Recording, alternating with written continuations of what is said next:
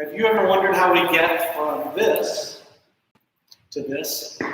My name is James Brown. I'm the owner of Barton Springs Mill, and today you're joining us in our mill room here in Dripping Springs, Texas, where we're going to show you a little bit about how we take these grains grown by Texas and Oklahoma farmers and turn them into flour for you and all of your baking needs, available at Barton Springs Mill online. Here's one of our bags of our all-purpose flour. This is the one we're featuring today. You may notice that we've pinned in the comment section a discount code for today. That'll get you a discount on any of our products at bartonspringsmill.com. The discount code is YouTube. It's a 15% off all grains and corn products until midnight. So be sure to take advantage of that link. So we're going to show you a little bit about how we get from these wheat stalks. By the way, this is a very exciting time for us at Barton Springs Mill because June is generally harvest month for us. We are harvesting winter wheat, which sounds a little bit confusing because it's most definitely not winter here. It's got to be about 105 to 107 heat index outside today, it seems like. But we plant the wheat in the winter time in November. It grows to a certain point around Christmas time, goes dormant. And then after Valentine's Day or thereabouts, it comes out of dormancy, continues to grow until it's mature, and it puts these beautiful heads on full of wheat. And we harvest that and bring that right here. And we're actually receiving a truckload right now. 5 minutes ago, I was outside helping to receive about 44,000 pounds, about 22 tons of wheat berries from Miles, Texas, from one of our farmers, Ralph Hilscher, who grows our TAM 105. So we're going to go through this process. So this is how it looks in the field. These are the wheat stalks in the field as they occur in the field. The combine harvesting machine comes through and clips these heads off like this, and then they go into the combine. Combine actually stands for Combined Action Machine. So there's multiple things going on in that machine. First thing is reaping, just like you think of a green reaper with the sickle. It's cutting that wheat. Once it goes into the machine, it is threshed. And what that means is it's beat to within an inch of its life.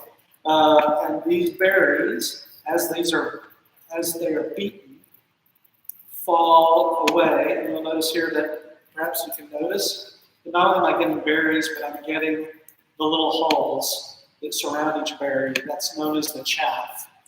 Then the third operation that's in the combine is a modest cleaning step where with agitated screen and some air, it blows some of this chaff, blows some of the chaff away, leaving the berries behind. Now, it doesn't do a perfect job.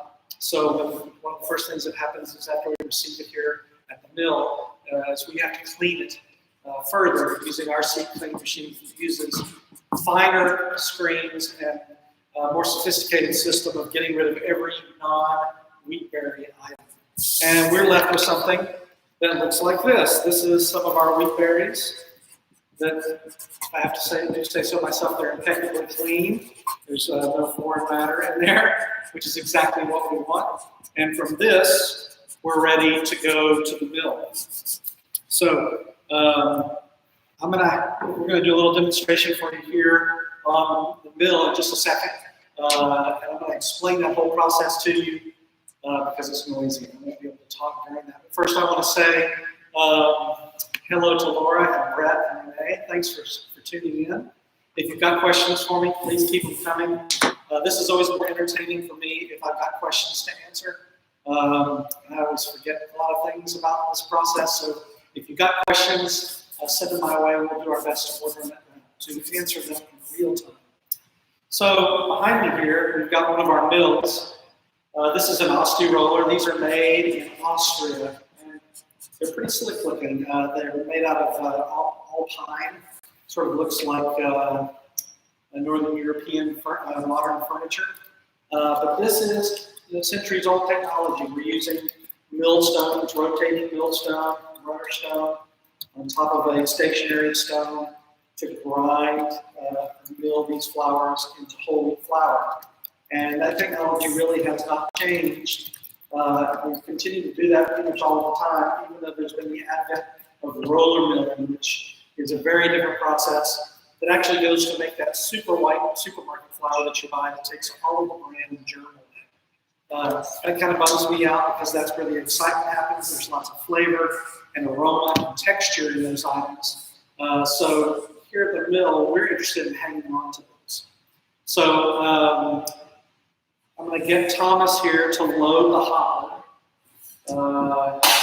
He's also been outside receiving grain, so we're both filthy. So excuse our filthiness this morning. This has, before you start, I'm going to go through the whole process here. So there's a trap door at the bottom called the shoe, and we're able to open and close that. It's got a little pin that hangs down that hits an eccentric knob on the top of the top stone that shakes that little door and doses out that wheat through the top hole in the runner stone, or top stone. This particular mill is about 48 inches, about 1,500 pounds. That introduces the grain between the two stones. The lower stone, you can see here just below the wooden portion, it's stationary. And that spins, and the grain is ground and finally works its way out to the perimeter and finds its way around to the chute where it comes out. And from there, it goes directly into a bag of whole wheat flour. We especially want to talk about our whole wheat flour today and our all-purpose flour. But that's got all of the goodness in it. It's got all of the nutrients, all the flavor, all of the aroma. So for Thomas to do his job correctly and to make super fine flour, he can control 3 variables. He can control the rate at which he feeds the grain into the mill, the speed at which the stones are turning, and of course, the distance that the stones are apart. And one of the exciting things about this job is that no 2 grains sort of behave alike. Each one has its own requirements, and it takes some experimentation, sometimes even year to year, to figure out what the grain requires from us to make good flour. So we're going to demo that now, and while we're doing that, I'm going to refrain from speaking because it's a little bit loud, and then we'll pick up on the other side. Get it, Thomas?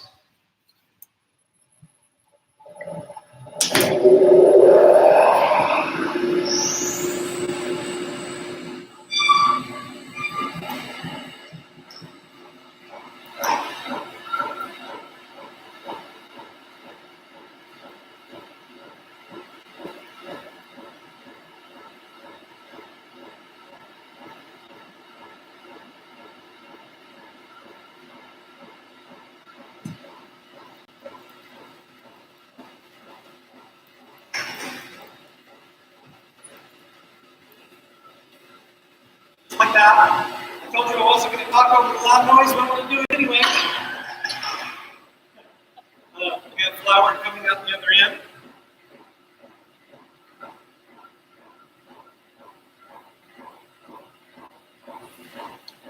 We've got flour coming out the other end. Super fine whole wheat flour. This is finer than anything that you'll find in the grocery store. One of the things I love about these stones is it allows us to fracture that bran and germ very finely to express those germ oils into the starchy white part, which makes for wheat and grain and flour varieties where you can actually taste the difference. You know, for so many decades, we've thought of the flour as being sort of a neutral player in a recipe. It's just the thing that provides structure and mass, but it's generally odorless, flavorless, and colorless. And now we have this whole palette of flavors and aromas and textures that we get to play with. Just like you would choose an heirloom tomato, you can choose these different grains. We have a huge variety of different grains. You need to head to bartonspringsmill.com and look at the wide variety and array of things we have. It's an exciting thing for bakers, hobbyist bakers, and professional bakers alike to work with because there are so many differences. Just a reminder, we've pinned this to the top of the comments. The discount code YouTube for 15% off everything at bartonspringsmill.com. So by all means, have a visit there. Barton Springs Mill is powered by Shopify. There you'll also be able to find all of our offerings, our recipes, links to our videos. We've got tons of videos with yours truly demoing things about the mill, interviews with our farmers, processes for recipes. There's a lot to dig through there, including some helpful troubleshooting videos on sourdough cultures, and baking. What kind of flour should I be using for what application? There's a lot there to dig deep into, so head over to bartonspringsmill.com and have a look. Floyd and Marcus, Krisha and Sammy, thanks for hanging in there with us.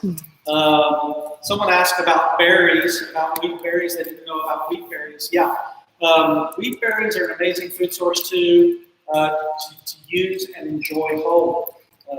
They can be cooked almost like a peel-off, like a rice peel-off.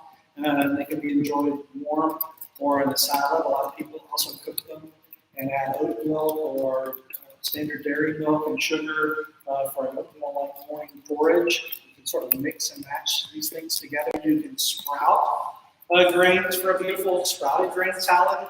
There are just a lot of options for enjoying whole grains, not just the whole grain flour, but the whole grains themselves. I wanted to show you a few more things that have been made with our flour. We're really lucky here at the mill that we have a next door neighbor, Abby Jane Bakery, that uses exclusively our flour to showcase some of the most amazing bakery products. Here is Abby's version of a sourdough. Really spectacular for those bread nerds out there. That's a pretty good looking ear on that loaf. And smells so great. This is long fermented. It's a little bit sour, a little bit sweet. Really, really remarkable. The one I showed you earlier, the sandwich loaf, is made with the Marquis 00 flour. We have a recipe and video for this on the website. And there's a recipe link also in the chat to take you directly there. I think this is the most approachable, easy loaf to make. And I personally developed this recipe to make it where it's as foolproof as I can make it. You can measure and follow instructions. You can make this loaf of bread, and it's amazing. If you've never made a loaf of bread before, you forgive my passion, but it is a visceral experience. The aroma, both of the loaf, the taste, the texture, the satisfaction of making something for yourself. The house is permeated with all of these amazing aromas. It's quite an experience. If you've not made a loaf of bread before, it's something I highly encourage you to do. This Marquis loaf is a great place to start. Abby is particularly gifted at laminated doughs, in other words, layered pastries. Here is one of her croissants, which is just absolutely stunning. I'm going to see if I can manage to cut this in half for you to see inside. Laminated doughs are one of the more challenging things that we bake here, or that a baker can bake, and that's why we have an education center here at Barton Springs Mill to teach you how to use our grains and how to make some of these more advanced products. Look how beautiful that is on the inside. This is made with our all-purpose flour, and it is amazingly delicious, buttery, nutty, wonderful flavors and aromas from this. You'll have to try it and try to make them yourself. And that's what will come to the mill for some of our classes. We have one coming up for this item in just a few weeks. Our cinnamon roll class, also made from AP. These are phenomenal. One of our chef instructors will be leading 30 people through a 2-hour class or so to learn how to make these beauties. And they are a meal in themselves. They are really stunning. So I've been asked to tell you a little bit about how I got into this business, because it's a weird business just to jump in first into. My background is as a classical musician, and as many musicians do, we have side hustles and side gigs from time to time. And I picked up a culinary degree along the way and did some chefing, worked on a couple of hotel restaurants, and knew that when I retired from music, I wanted to get back into the culinary scene somehow, but I wanted to do that in some way other than 55, 60 years old standing on the hot line in the back of the kitchen. But I wanted to do something that made an impact. And I'd gotten big into sourdough baking. Chad Robertson and Tartine books really started a sort of second renaissance of whole grain baking and sourdough baking in this country. And I got really hooked on that, and I also got hooked on pizza and thought that maybe I would open a bakery or a pizzeria.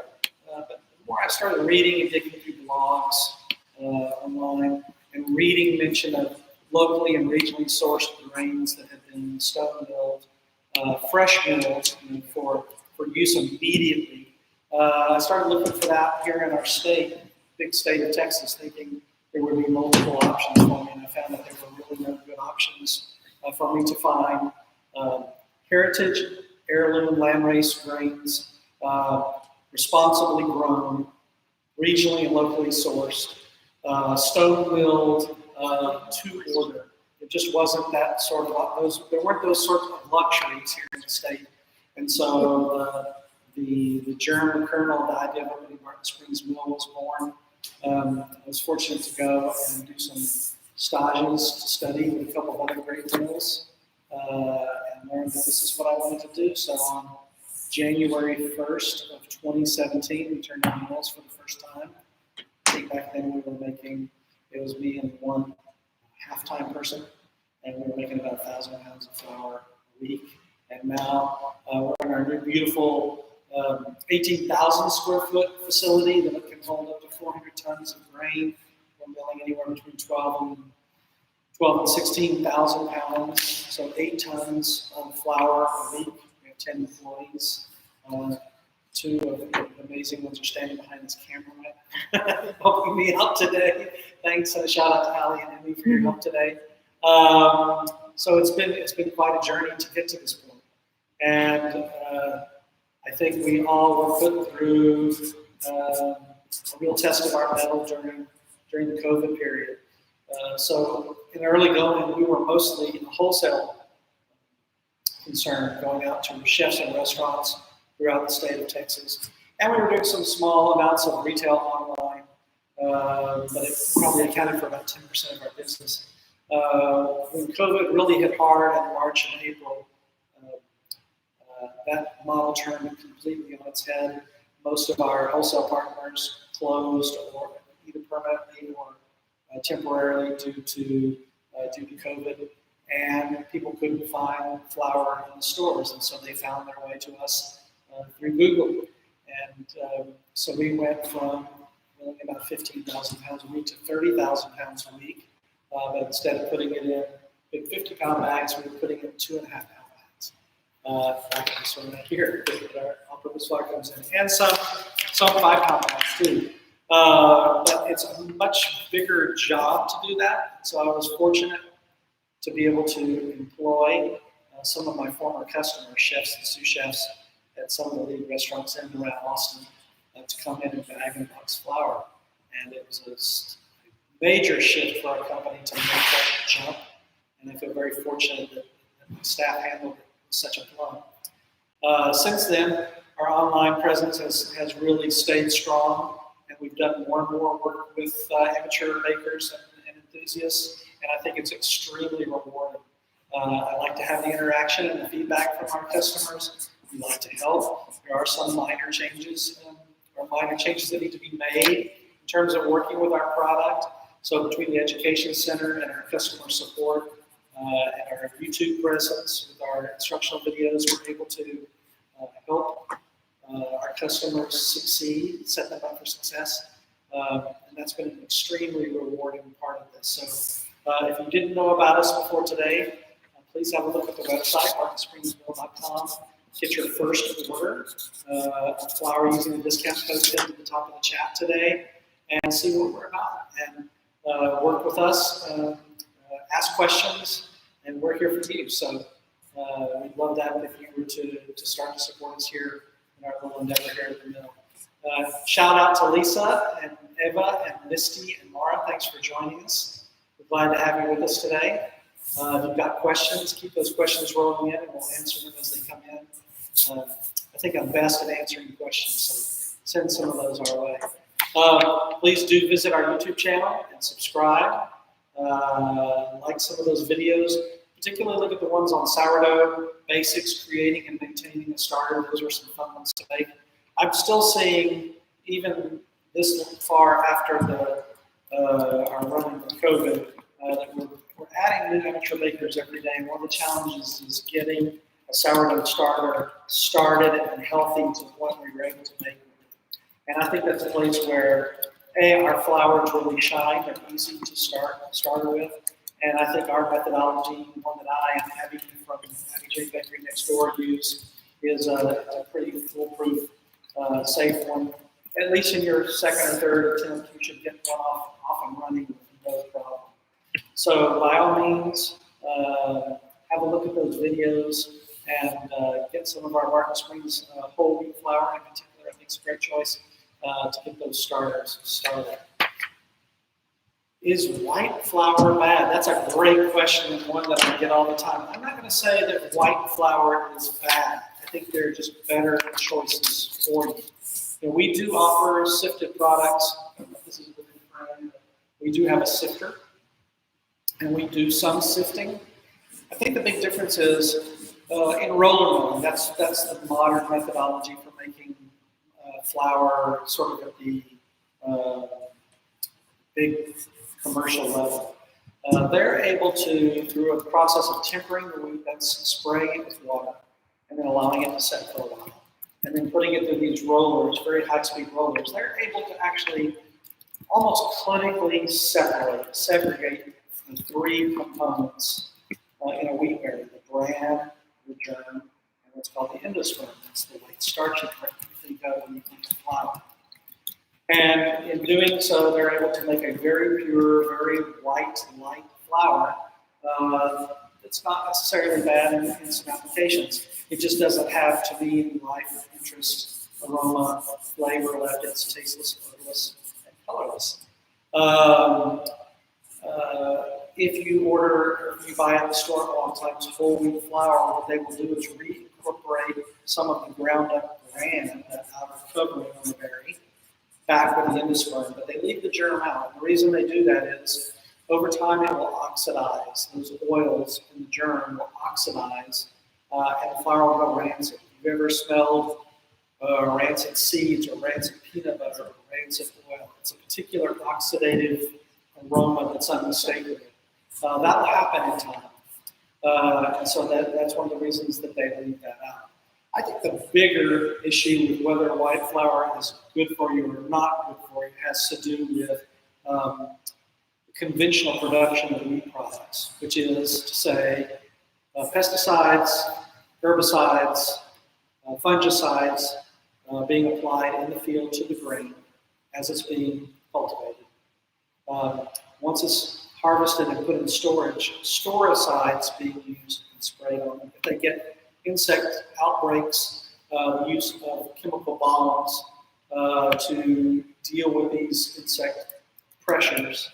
Then at the milling stage, the addition of chemical vitamins in order to fortify the flour because they've stripped all the nutrient value from it. Dough enhancers, some flour is still bleached, some is still bromated. Again, addition of all these chemicals. And then commercially made bread, the addition of preservatives, dough enhancers, and bacon enhancers in order to make the flour perform the way they wish to. You've had all these instances where chemical compounds are being introduced. And I think that's where the flour becomes unhealthy. Here we're very fortunate. The wheat comes in as it is today on the truck, comes in, it goes into totes that we can then envelop in a bag and pump full of CO2. That's how we deal with insect pressures. And so there's never anything, chemical additives to deal with insects or pests or anything else. The wheat goes directly from there to be cleaned so that if we did have a weevil or a moth come in as part of harvest, we remove that. That's important. And then the wheat is ground, goes into a bag, and comes to you. And it's coming to you within days of being milled. I think there's a huge difference, and a huge difference in value, nutritive value, health value, in that type of product versus what we've been used to over the last half century or more. Let's see. So I hope that answers your question. If not, hit me again and I'll take another swing at it. I've been asked to talk a little bit about corn too. Corn was something I wasn't really, honestly, I hadn't even really thought much about. When we started the mill, I was all about wheat and rye and heirloom greens, and corn spelt. Getting started with those, but immediately from chefs, particularly who specialize in Southern foodways or traditional Texas foodways, were interested in corn. And I had no idea about the genetic diversity of corn and the things that are available, the types that are available in either heirloom or landrace varieties. Hopefully you can see here, I've got green, Oaxacan green corn, Hickory King White, which is a 19th century landrace variety, Hopi Blue from the indigenous peoples of the Hopi Nation. Amazing flavor and color. I've got a yellow here, and then I've got Bloody Butcher Red. And we grow all of these and make them into a wide variety of corn products. We have cornmeal, polenta, grits that are all amazing. And if you haven't tried them, it's so much different from what you get in the store, particularly if you order it today, it'll probably be milled within the next day or two, and on your doorstep a day or two after that. That freshness is really important with corn products. We have a great recipe, a time-tested recipe that I have made many times. In fact, I usually demo it for all of our bread classes, which is a cast iron cornbread with brown butter and fresh corn. It is really outstanding. You can find that on the website. It uses your choice of any of our corn products and our all-purpose flour. We've also posted a recipe link in the chat, so have a look at that. This 30 minutes has really screamed by, and it's been a pleasure to talk to you today through this amazing, exciting medium on YouTube. Don't forget about the YouTube discount code that's pinned to the top of the chat, 15% off using the discount code YouTube for any of our products on the website. I hope this is the beginning of a much lengthier discussion about what we're doing to return regional grains, heirloom and landrace grains to local foodways and food economies, and that you can be a part of that discussion with us. Thanks for your time today, and hope to see you soon. Shout out to YouTube for inviting us to this amazing Small Biz Day live stream. It's been a blast. Thanks for your hospitality, and we'll talk to you soon. Take care.